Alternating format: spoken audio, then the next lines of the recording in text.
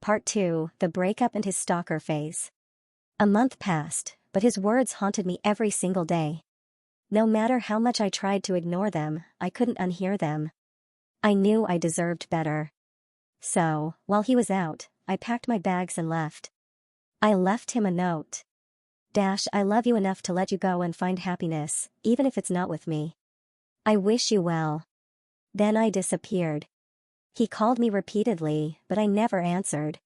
He even went to my friends and family, but no one told him where I was. At first, it hurt. I spent weeks crying, questioning if I had made the right choice. But eventually, I started feeling free. I focused on healing, rediscovering myself, and doing all the things I had put aside for him. A new beginning ***. I started going out more, hiking, painting, meeting new people. I reconnected with old friends I had distanced myself from during my relationship. For the first time in years, I felt like myself again. I even started therapy, where I realized how much of myself I had lost trying to make him happy. I had spent years walking on eggshells, afraid that if I wasn't enough, he'd leave me. But now, I was learning that I had nothing to prove to anyone. Then, one day, at a mutual friend's birthday party, I noticed him. He was in the corner, staring at me. I felt my stomach twist. He looked different, unshaven, exhausted, but his eyes still held that same intensity.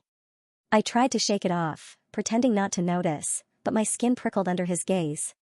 I excused myself early, hoping that was the last time I'd see him. The stalking gets worse. At first, I thought that was the end of it. But then, things got worse. I saw him multiple times near my work. I'd go to a coffee shop, and there he was. At first, I thought it was a coincidence. But then it kept happening. One night, I was walking home, and I noticed someone following me. My heart pounded. I turned around, and it was him. I felt a chill run down my spine.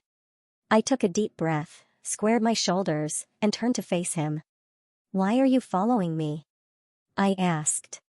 He stuttered something about wanting to talk. His hands were stuffed in his pockets, his weight shifting nervously from foot to foot. That was it. I told him, "Leave me alone. I don't want to see you again." I warned him that if he continued, I would take legal action. His eyes widened like he hadn't expected me to stand up for myself. And then, he left. I hurried home, locking every door and window behind me. That night, I barely slept, my mind replaying every interaction, every red flag I had ignored. I realized I had spent so long making excuses for him, justifying his behavior. But no more. A darker turn. Days passed without incident. Then weeks. I started to think maybe he had really moved on. Maybe I was finally free. Until one night, I came home to find my apartment door slightly open. My stomach dropped. I knew I had locked it. I hesitated before stepping inside. Everything looked normal at first glance, but then I noticed the picture frame on my nightstand was missing. The one of me and my family. My heart pounded. I searched every room, my hands shaking, but nothing else was taken. Just that one picture. Had it been him? Had he been inside? Watching me sleep? I called the police, but with no forced entry, there was little they could do. After that, I installed extra locks, changed my routine, and barely slept at night. I felt like I was being watched. Then came the notes. Slipped under my door, left on my windshield. Short messages. "I miss you. We need to talk. You can't run forever." I was terrified. I knew then, he wasn't done with me.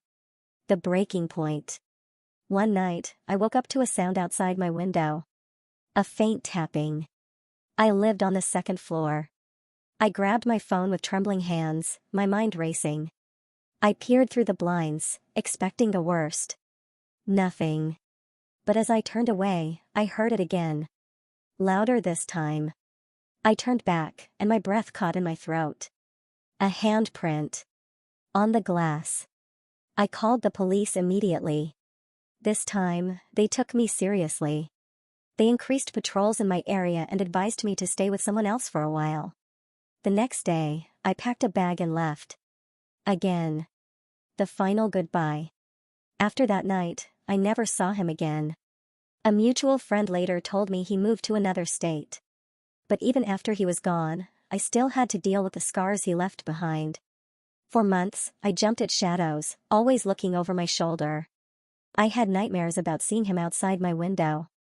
I changed my routine, my routes home, even the way I dressed, hoping to feel invisible. It took a long time, but slowly. I healed. I started feeling safe again. I realized I was never the problem. I was just the one who was there when he wanted a relationship. And now? I wasn't going to be anyone's convenience ever again. A love that feels like home. Time passed, and one day, I met someone new. Someone kind. Someone who made me feel safe. John. It was scary at first, letting myself be vulnerable again. But I realized that love shouldn't feel like a burden. It should feel like coming home. Looking back, I don't regret walking away.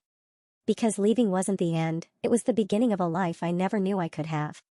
And I genuinely hope he moves on. Because I know now. I deserve so much better. My lesson for anyone watching. You are enough. And if someone doesn't appreciate you, walk away. Like, share, and subscribe for more.